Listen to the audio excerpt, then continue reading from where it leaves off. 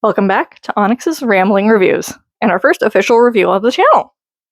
Today we'll be talking about Greenland 2 Migration. Spoilers ahead, as it will be for pretty much every movie review going forward. If you want to find my spoiler-free review, feel free to check out my Letterboxd. And hopefully I'll figure out how to link that in the description. But earlier this week I watched the first movie, Greenland, because I love a post-apocalyptic movie or a end-of-the-world movie. I love disaster movies. They're my jam. And this one, okay, my first thought on this one, this is essentially Land Before Time, but with people. And if you know what that means, you know what that means. But for real, like in Land Before Time, the kids get separated from their parents, and they're trying to get to the Great Valley, which is supposedly this fertile, fresh, fruitful place where there's life and trees and everything's good after the rest of the world is dead, essentially. And that's essentially what we're doing in Greenland 2 Migration. We're going to the crater where the biggest chunk of Clark impacted the Earth, which was in southern France. And the reason we're going there is because at the beginning of the movie, the shelter that they're in, apparently they were only originally supposed to be in there for 2 years. That's how much supplies that they had. They've been in there for 5 years. And here's the big thing about that. They have been in there for 5 years. That kid in the first movie was 7 years old. In this movie, he's 15. Where did those extra 3 years come from? That kid aged an extra 3 years. How? Like, it's not the biggest, issue ever, but it's a continuity issue that is big enough to make note of, but it doesn't really impact the story all that much. In the first movie, the issue with the kid, he has diabetes. That's why they were originally not allowed to get onto the plane with him, because no medical issues or no chronic illnesses. They mention his diabetes once in this movie, just to be like, yeah, we didn't forget that this kid has diabetes. It never gets brought up again, which is weird because the insulin thing was just the whole point of the first movie. They had to find him insulin, they had to go back to get the insulin, and that's why he can get on the plane.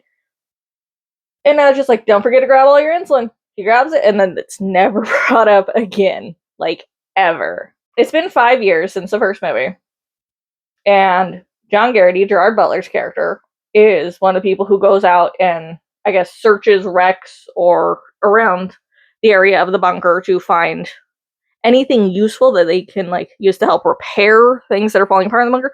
Because, again, this bunker wasn't meant to last this long. And now that the world's still falling apart, essentially, because there's radiation storms, there's earthquakes everywhere, and that's kind of what does in the bunker. So, not the radiation storm and earthquake. This huge earthquake comes, and everybody's just like, no, this bunker's fine. It survived the impact and everything. No, this bunker just gets wiped out with this earthquake. It splits it right down the middle. So our family, they escaped the bunker, and they made up with some people who are friends of theirs, I guess, in the bunker. We don't really learn a lot about these people, honestly. They die. One of them dies really early on. One of them takes a little bit of time to die, but they both die, the two people who they end up traveling with from the bunker. Honestly, what I learned watching this movie, don't travel with these people, you will die. These people have plot armor. If you travel with them, you don't have plot armor. You're just cannon fodder. But yeah, no. The shelter breaks apart, and everybody who gets out of the bunker, who didn't die in the bunker, starts running towards the coastline as the earth is cracking open. And because there's lifeboats there that have recently washed up from a destroyer or maybe from something else, I'm not entirely sure. There's also a destroyer there, which is not useful at all. It's just rotted to hell. But the lifeboats are still intact. Enough to get going. And so our group gets into a lifeboat, and they start making their way towards England. I think that's the closest place for them to make their heading towards. Because Iceland doesn't exist anymore. Iceland's gone. I'm just assuming it's just completely submerged underwater, or And so they start making their way towards England. Just as they're like getting to the lifeboats, and they've gotten theirs and they've shut the doors and everything, and they're making this huge tsunami, which makes sense that a huge tsunami happened after the earthquake. That's generally what happens. Just look at nature and historical events in the world. It comes and it wipes out pretty much everybody else who made it out of that bunker. Maybe a couple of the other lifeboats made it. I doubt it. One of them capsized. I don't know about the second one. Probably also capsized. They get into this third one, and they barely make it over the wave. Well, not barely. They do make it over the waves, but like this huge wave comes and a lot of people are dead. So they make their way towards England. They make land. They do make it to England. They don't land where they expected to, I think. They land in Liverpool, quite literally in the city. Their lifeboat meets ground. It's not actually ground, it's a building.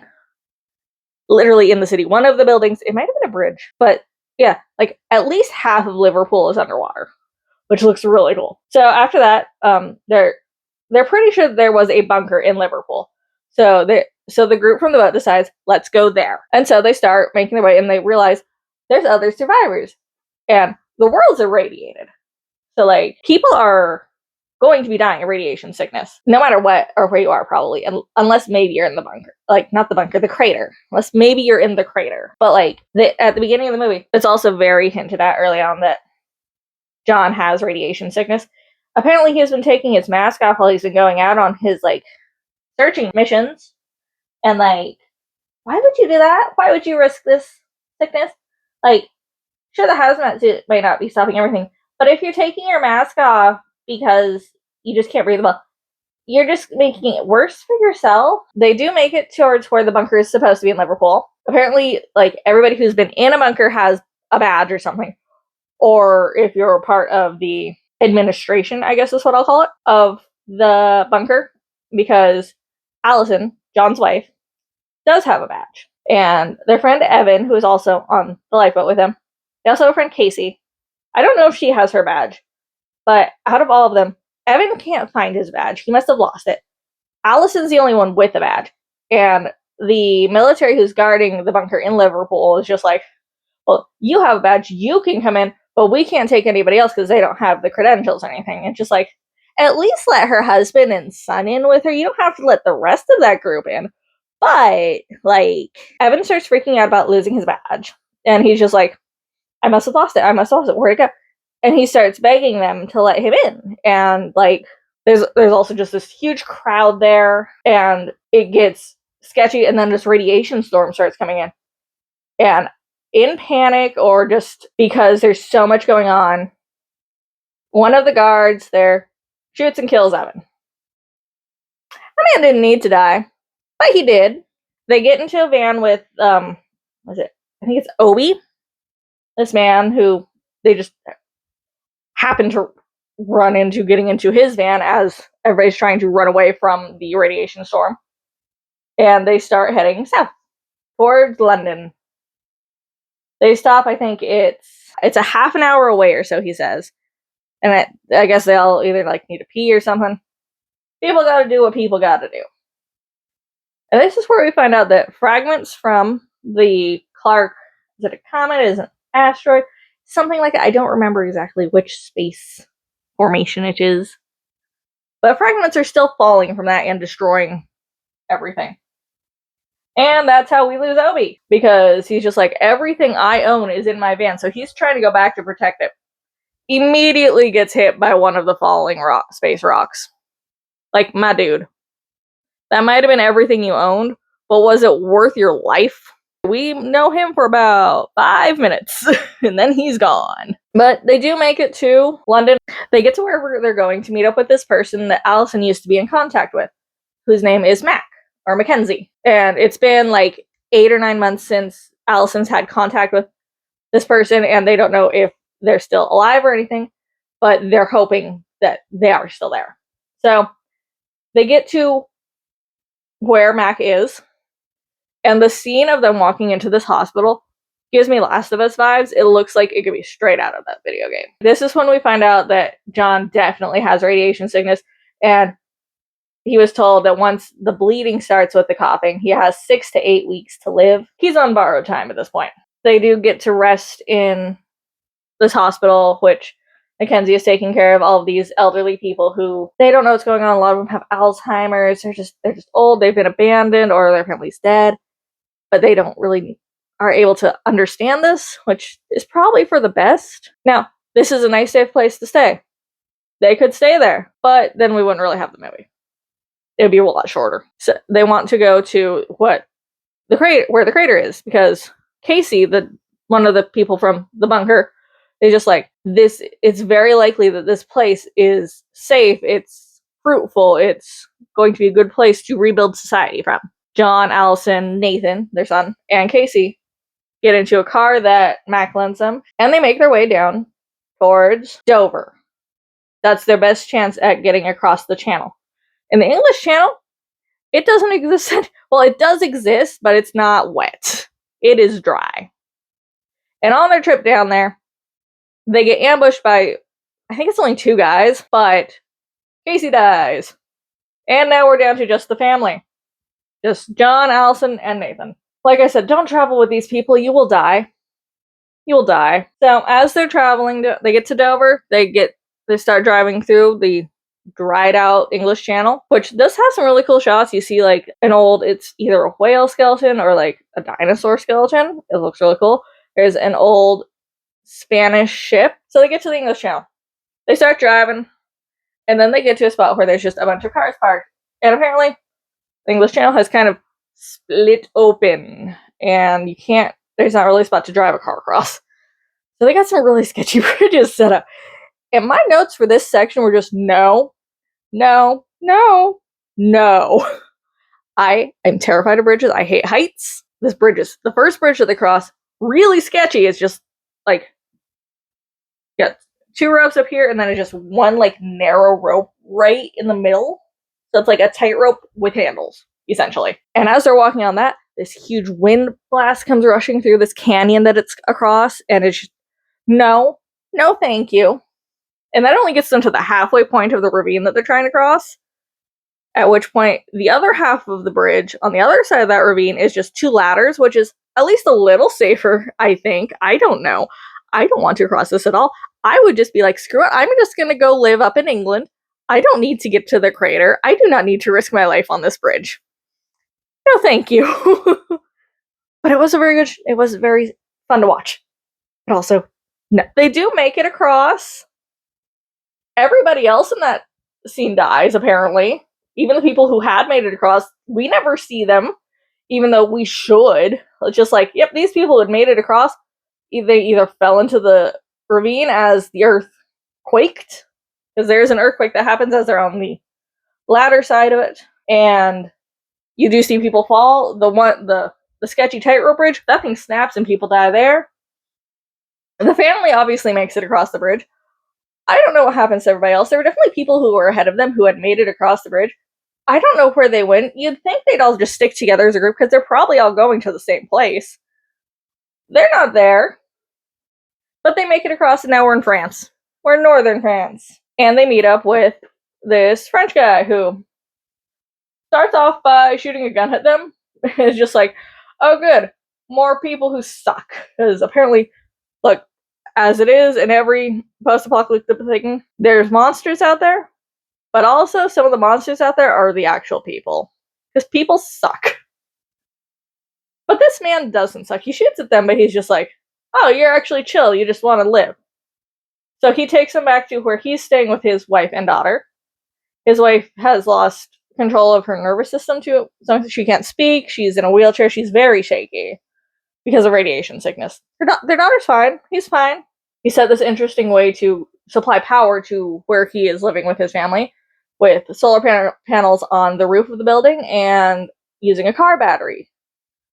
Somehow it works. I think it's neat. It's very clever. John tells them about the crater where they're trying to get to, and after a little bit, the next morning, they're only there for like one night. Next morning, the guy's just like, I'd love to go with you, but I can't. But take my daughter, give her the chance to have, a life. because as much as I'd love to go with you, I can't take my wife with the condition that she's in. And that makes sense. Damn, that's gotta be hard to let your daughter go like that. But they do. They take the daughter. And this guy apparently knows, like, the captain of the good side of the people who are... Yeah, there's a war going on for this crater, by the way. There's the western side, and then there's the eastern side. I don't know which countries are in which. It's just the western and eastern. The French man has a friend who is a captain on the western side who's like, he can help you get across this mountain pass and into the crater if you can get there. He gives John a picture of himself and the captain, so he can be like, yeah, here's proof that I know this guy and that, like, we need this help. And we're hoping that because of this picture, you'll help us. Because that's always the thing that happens in these movies, isn't it? Yeah. Here's my other thing. The world ended. Why are you all fighting? Shouldn't you all be working together to rebuild society? That is a very optimistic view, I get that. People suck, and this actually would legitimately happen. I'm impressed by how much of the military still exists, because it was implied that, like, 99% of the US military did not get selected to go into the bunkers and probably died when everything hit. So I'd expect similar with, like, other militaries. People be fighting for control of the crater and all that. And it's just like, just let people live there and let society rebuild itself. They do make it their way there. They run into some of the army from the captain's side who they're trying to meet up with. And he takes them there. Unfortunately, by the time that they get to the camp where the captain is located, I think he's dead. If not, he is on his last few minutes. That's what it looks like, at least. So that's not really gonna work out. So John is just like, you know what? I'm dying. I made a promise to my wife's father that I would take care of them. And he guilt trips the military into letting them get on the bus that will take them to the crater. And it works. Why does it always work? Like, these military... Like, I understand why it works, is like, they're like, we're trying to make sure people and society will function again. And if we don't let people through, we're no better than what the people we're fighting are going to be doing. So he lets them get on the bus, and the bus starts going. It gets attacked by 2 insurgents from the eastern side. They kill the bus driver, and they get almost everybody off the bus except John. John's the last person to get off the bus, because lucky for us, they were sitting at the back of the bus. Which, if they were the last people on the bus, that's not where the seats would have... Well, maybe, but unlikely. John starts fighting the guy who got onto the bus and killed the bus driver. And seeing that, the rest of the people who are on the bus, one guy picks up a rock and knocks out the other guy, and I'm like, yeah, they see this one guy fighting, so now they're all gonna, like, work together and take out the bad people. And they do! John gets shot in the abdomen during the fight. We don't see how it happened, and that's probably for the best, because in the fighting, it looked like John had control of the gun the majority of the time, so I don't know how that gun got pointed at his abdomen. Not that it really matters, but that just speeds up his dying, which is arguably for the best. It's probably less painful. Well, no, it's probably definitely as painful. It's less prolonged.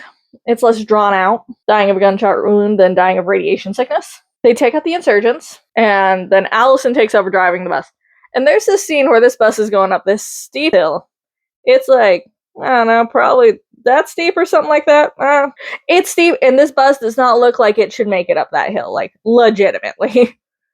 And then the bus gets stuck. And where the bus gets stuck is not on the steep part of the hill. It's on, like, this, like, it's probably, like, that steep or something. It looks like it should be able to keep going. It doesn't look that muddy. There's no reason for the bus to get stuck there, but it does. I don't know why the bus gets stuck, but it does. And so everybody gets off the bus and they start walking. Why don't they all stick together? Like, there's a bunch of other people from the bus. They just saw this guy, like, help save them and get them to the crater. They should be helping, trying to get him into the crater to safety and get him help. No, we don't see anybody else from the bus for the rest of the movie, even though it's like 5 more minutes. No, we don't.